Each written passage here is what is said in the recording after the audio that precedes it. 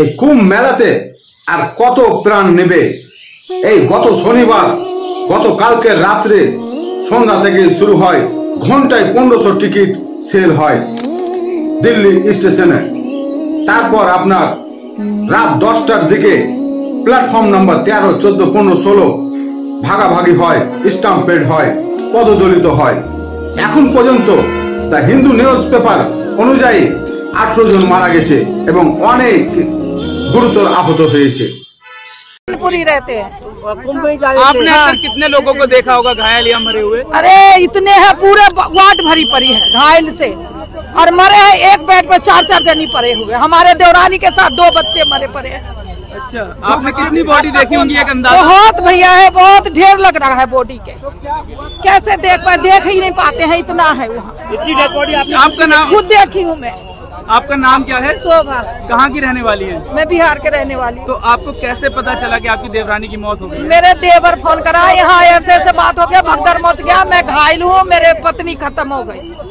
बच्चे दबे पड़े तो बच्चे दोनों सही सलामत है, पत्नी खत्म हो गई। तो जब आप अंदर गयी, कितने लोगों को आपने घायल या मरे हुए देखा? घायल तो 50-60 जनी घायल है। और मरे हुए तो अनगिनती है भैया, एक पर एक चौक रखा है, बहुत जनी है मरे हुए।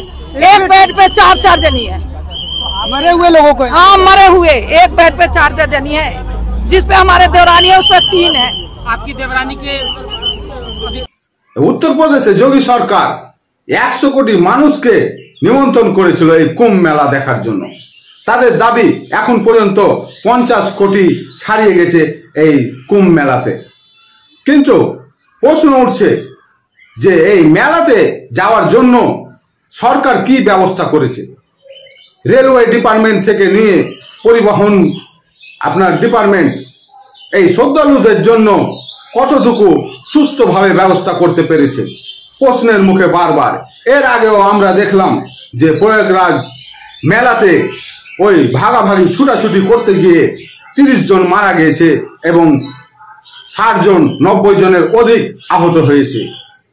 এবং সংসদে নেতাগণ, বিপক্ষ নেতাগণ দাবি করে যে এই সংখ্যা অনেক বেশি, মৃতের সংখ্যা এবং আহতের সংখ্যা। সরকার এই সহি আঁকড়া দিচ্ছে না। আর গত রাত্রে যেটা হলো, দিল্লিতে দেখতে পাচ্ছে যে ঘন্টায় 1500 টিকিট সেল হচ্ছে। তাদের জায়গা কোথায় দিবে? সেই ট্রেন কোথায় আছে? এত ট্রেন যে তাদেরকে নিয়ে যাবে ওই প্রয়াগরাজে। এখানে প্রশাসনিক ফেল এবং সরকারও ফেল। তাই এই শ্রদ্ধালুদের যেন ভালোভাবে তারা পৌঁছাতে পারে স্থানে, তার সরকারকে অবশ্যই তড়িঘড়ি ব্যবস্থা করতে হবে।